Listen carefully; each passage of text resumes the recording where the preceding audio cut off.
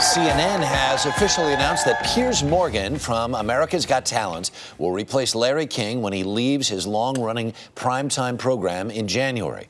Early Show special contributor Amanda Holden recently visited with Piers Morgan. She joins us now from London with an Early Show exclusive. Amanda, good morning. Good morning, Harry. Well, some of you know me as one of the judges on Britain's Got Talent. Truth be told, I sit right between Piers Morgan and Simon Cowell. Quite an extraordinary place to be, let me tell you. On American television, Piers is seen weekly as a talent judge. But in England, he's also known as a veteran journalist who's covered news all over the world.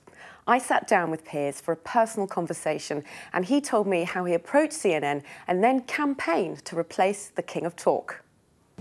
Welcome to CNN. Thank you very much. It's a great honour. With that handshake, Larry King ended an era and handed over the reins of his 25-year-old show to British journalist Piers Morgan. With that chapter closing, I'm looking forward to the future, what my next chapter will bring. But for now, for here, it's time to hang up the nightly suspenders.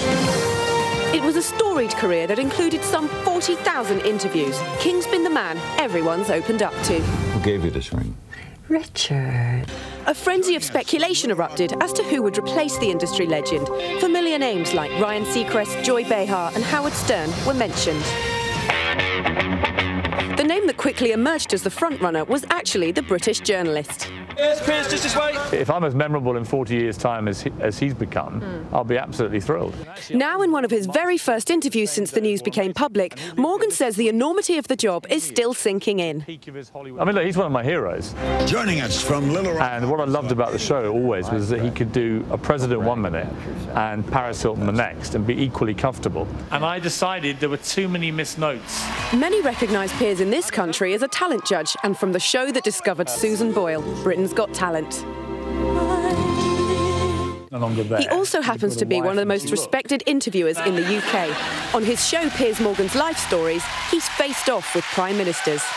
Well, let me spell it out for you. There are a lot of narcotics washing around universities. I've never touched cannabis, never touched any hard drugs. Never inhaled, exhaled? My husband always says that you pump the cushions up nicely, plump them up, and then you whack them.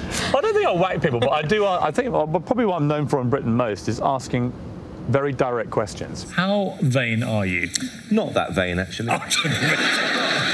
I'm actually not. How have you kept a straight face saying that? Because... Actually, I know how you kept a straight face. It's all the Botox. Piers' unique style has made him an insider on both sides of the Atlantic, from Hollywood's elite to Britain's royals. I had a lunch with Diana and Prince William when he was 13. She looked absolutely beautiful in the flesh. I remember thinking the most beautiful woman I'd ever seen in my life. Now, obviously, American audiences have absolutely no idea, really, of your journalistic background, and you have feasted on celebrities in our country. Well, I find the celebrity culture fascinating, but I also find a lot of them to be overpaid, underworked, pampered little prima donnas. So when I find whining celebrities, it really gets on my nerves. With his new CNN show starting in January, it's not too soon for Piers to be thinking about who he'd like to talk to. Well, I'd love to do President Obama. I like what he's done for the reputation of America abroad, which I'm not sure many Americans fully understand. Bill Clinton, another one. Oh, yes, I'd love you to one of the him. most charismatic people I've ever seen. I'd also love to get Mel Gibson. What a story he's got to tell. Yeah. No matter who he's sitting across from, Piers is determined to make his mark on TV. I want to become the person that, you know, big stars in America, big public figures feel they can go to for an entertaining encounter, but they'll be thinking that wasn't an easy ride. That's the perfect interview environment. Piers' new show doesn't have a name yet, but it will be based in New York. He'll also shuttle between Los Angeles and London. He is a complete news junkie, and he tells me that he cannot wait for the next big story to break. His grandfather was a journalist, as was his father for a while, and he said that he knew he wanted to be a reporter since he was 6 years old. Ah, replacing Larry King is really a dream come true for him. Talk to me a little bit more about his background, because we really only know him from the reality show here in the United States and a little bit from the one in UK. He really does have kind of a wide knowledge of all kinds of celebrities. I mean, he has dozens and dozens of celebrities he's interviewed, and many of them now have become his friends.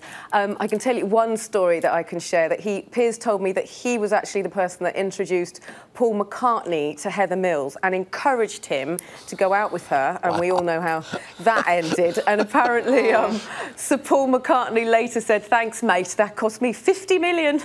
Just 50 million. Oh, and another bit of juicy gossip was that Piers told me that Sarah Ferguson begged him for an introduction to Tiger Woods, well, not near the scandal, but a few years before the scandal broke. But he didn't.